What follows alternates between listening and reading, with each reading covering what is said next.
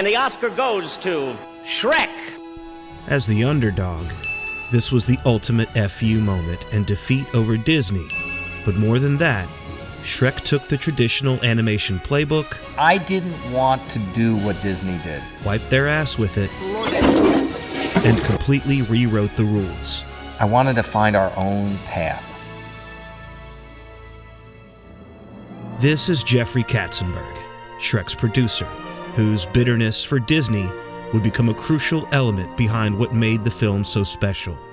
Before founding DreamWorks, he worked for Disney. So is it true to say that when you arrived at Disney, you feel like the original heart and soul of Disney being its animation was nowhere near as successful as it had been in the past? In 1984, 85, in that period of time was probably the lowest point, which is why new management was brought in. I think the entire Disney brand had lost any real value. I sat down with Eisner and he said, "You see that building over there? That's where they make the animated movies." I said, "Oh, that's nice." He said, "And that's your problem." Yeah. I am telling you, hand on the Bible, it is exactly my introduction to animation. I didn't know a thing about it. But then we did Little Mermaid, then Beauty and the Beast, Aladdin, Lion King. In the summer of 1994, the number one movie in the world was The Lion King. The number one show on Broadway was Beauty and the Beast. So pretty much anything that you want to think of in the world of art or creative or storytelling, the Walt Disney Studio at that moment in time literally was the top in every single one of those things. After bringing the studio unfathomable amounts of money and success, Katzenberg deserved a promotion, which was obvious to everyone, except for one man. Michael Eisner, chairman of the Walt Disney Company, refused to promote Katzenberg to the number 2 corporate job, left vacant by the death of President Frank Wells in April. Frank had made a deal with Jeffrey that he never told me about. I had made a deal, and I was stubborn, and I said, "Jeffrey, you have to live with this deal." You left Disney. Well, that's a very kind way. Yeah, Listen, I was fired, got the boot. I'm out of a job, being dragged through the gutters of Hollywood Boulevard. It was, just the worst things being written and said, and, I had this lawsuit. It was just super nasty and really, really, ugly. 8 days later, I announced DreamWorks with Steven Spielberg and David Geffen. And the inspiration for Shrek would come in that same year. A lady who worked in our live-action movie company came into my office and she brought this book in. And she said, "I have no idea what you look for in an animated movie, but I've been reading this book to my children every night." And it was sitting there on my desk and there was that illustration on it, a little hand-drawn illustration. It's Shrek. And I opened that book and read that story and, it all was there. Donkey, the whole enchilada.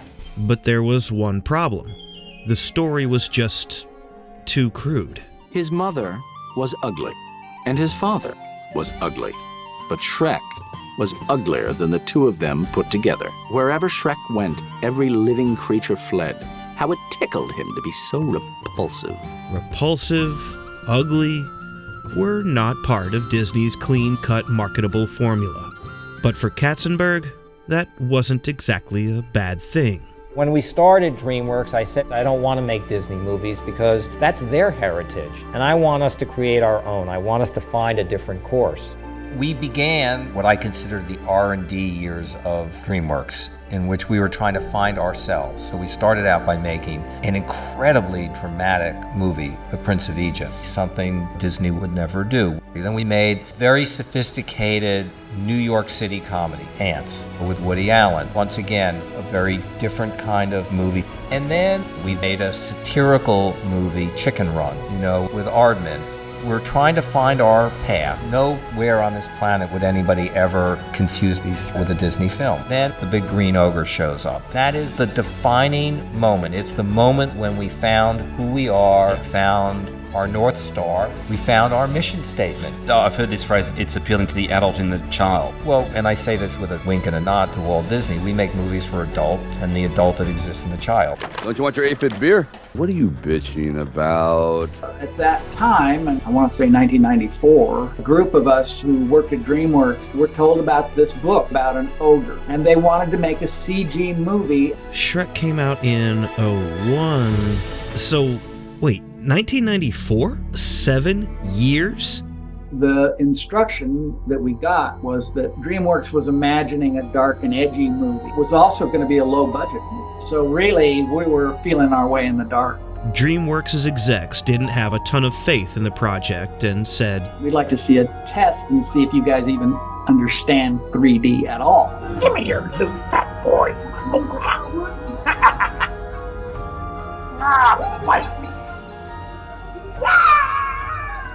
The concept of the test was that Shrek was going to walk down a dark medieval alley and be confronted by a mugger whom he'd be able to get rid of right like that, and we'd just get some insight into the kind of character Shrek was. And we understood Chris Farley was going to be the voice of Shrek, so Shrek was going to be probably a broader comical character than he ended up being. He was going to be a little bit like a bull in a china shop, and I think the test reflects that. But DreamWorks executives were not impressed. The powers that be were concerned that this was getting a little too dark and edgy. They were kind of going, my God, can people really watch a character like that for 90 minutes? I think the concerns were, no, we've got to get a broader audience.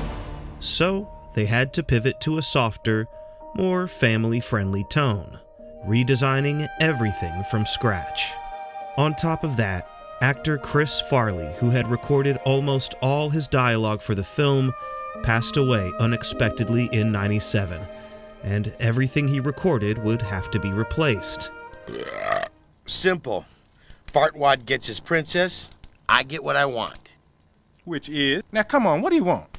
I don't have time to set it to music. Oh, this is another one of those onion things. No, this is one of those drop it and leave me alone things. Having to recast Shrek ended up being one of the most advantageous turn of events for the film. I went to the premiere of Saving Private Ryan. I was in the lobby, and Jeffrey Katzenberg comes up. He said, would you ever do an animated movie? I said, sure. He goes, well, we have an animated movie. It's called Shrek. And I said, well, that's the worst title I've ever heard in my life. He said, just come down and see it. I saw it, and what I liked was that it had turned fairy tales on its head. And I thought that was really, really smart. The first voice I did for Shrek was actually Canadian. That's the place. Do you think maybe he's compensating for something? And it was like, you know, I live in a swamp, eh? And like, I'm an ogre, right? I assumed that ogres were working people in that world. So growing up working class, I thought a Canadian accent. So I tried it, and I just didn't connect to it. I just didn't do a very good job. So then I thought I would do something like Lothar of the Hill People. Much have I seen and much have I done. Join us, will you not? For I am Lothar of the Hill People. Because that was the character I did in D&D. And I thought, I'm not connecting to that either. What was missing was my mom, who's from Liverpool, is a trained actress, used to read stories to me all the time when I was a kid and really acted them out. And all of my children's stories have English accents and British accents. So then I said, listen, Scottish people are working class people. And the other thing is ogres have tempers, and so do Scottish people. But by that time, Myers had already recorded most of the film without an accent. This is my swamp. Let go, dog. They went, we like it the way it is. I said, oh, come on, just let me. And he said, it's going to cost millions. Re-recording almost an entire dialogue for the third time wasn't exactly ideal for DreamWorks. But Myers insisted. I said, well, I'm not getting paid more to do this, you know. So I said, let me just try one more time. So once I shifted to Shrek being like a Scottish person who's lived in Toronto for 20 years, then I could make that connection to that yummy feeling I had when I was a kid and your mom read your stories and the magic of that. Drop it and leave it alone thing. Steven Spielberg, he sent me a lovely letter, Steven Spielberg, saying, you're so right, it's way better as Scottish, thank you so much. The dark and gritty feel during the Farley era was softening into a more comedic feel under Myers. But this new tone was extremely difficult to pull off in a CG animated film, given the technology was still in its infancy at the time. I mean, there have been 100% animated, computer graphic generated films, but they haven't taken human-like characters and sustained a story for a whole feature length. When they are working with this, they're thinking, okay, now I'm making this character look mad in a way that shows he's also embarrassed, and he's embarrassed because he's been caught lying. So that's a very particular, nuanced kind of mad. Without the proper realism in emotive facial expressions and the characters, the film would never work. We took what was the basis for the near-human facial animation system and took them 20 steps further. We have characters whose lips stick when they open their mouths. There's a little follow-through like normal people have. Every single muscle underneath the skin is moving with their speech and their facial expressions. With a wonderful team of technical directors who really study anatomy, they figure out, where the facial muscles are, where the fat is on the face, and where the skin is loose. I think we have about 500 controls to animate the face. When we animate the eyebrow, when we want certain shape, we might have 4 or 5 points here that we can just move one point at one time. This is all commonplace today, but back then it was revolutionary. I was blown away completely when I saw Shrek the first time. I've never seen anything like it before. To this day, when I watch Shrek, I'm still blown away. Not only by the stunning visuals, but just how sophisticated the adult comedy is. And guess who the target of its satire was?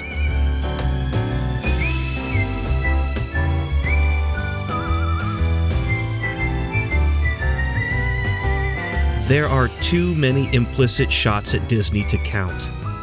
One of my favorites is Lord Farquaad. Do you think maybe he's compensating for something? Which no one can prove is a parody of Michael Eisner, but come on. The stature, controlling, image-obsessed. I have to believe this was sweet revenge from Katzenberg. And it works. Comedy is taking the things from our lives that we know and love and turning them on their head. These are characters and tropes that so many of us grew up with. The gentle princess. True love's first kiss. The storybook opening. True love's first kiss. Like that's ever gonna happen. And the reason DreamWorks was able to pull this off without copyright suits from Disney, well, the characters they used are actually public domain.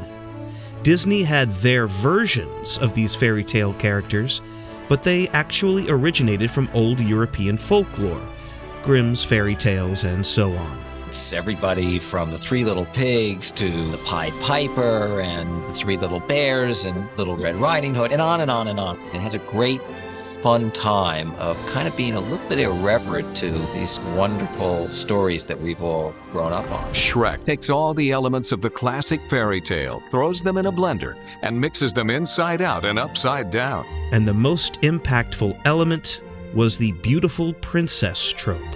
Today, the message is everywhere. It's inner beauty that counts. But when Shrek did it, it was pretty revolutionary. It's supposed to be beautiful. But you are beautiful. At the time, DreamWorks was concerned that young girls especially would be put off by a princess who ends the film as an ugly ogre. Again, Katzenberg didn't want to do the safe route, the Disney way. I wanted us to be something that would be its own set of values. So he decided to leave the ending as is. The way I've always thought about it is it's a math equation. If you take the right to fail out of the equation, you will not take risk. And if you don't take risk, you will not do things that are unique and original. And the risk paid off. I think the story itself just has a great message of saying how important it is to sort of not judge people for the way that they look, but to see people for who they truly are. The ending, to this day, still gets me every time. But you are beautiful. There's no question about the impact Shrek has had on people and on animation. All because of one man who dared to be different and maybe get a little revenge in the process. I'm Adam. This is ScreenPuff. If you liked this, check out this video on the screen. And as always, thank you for watching.